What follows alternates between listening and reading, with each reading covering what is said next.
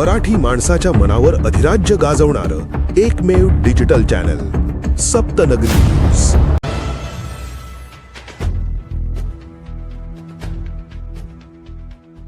वाशिम जिल्ह्यातील मंगरुळपीर येथे उन्हाळी पेरणीला वेग, तीळ आणि ज्वारीच्या क्षेत्रात दुपटीने वाढ। गेल्या वर्षी झालेल्या समाधानकारक पावसामुळे सिंचनाची स्थिती सुधारल्याने वाशिम जिल्ह्यातील मंगरुळपीर तालुक्यात यंदा उन्हाळी पिकांच्या पेरणीत लक्षणीय वाढ झाली आहे।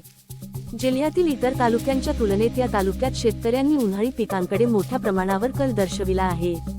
तालुक्यात आतापर्यंत सरासरी 81.29% उन्हाळी पेरणी पूर्ण झाली आहे।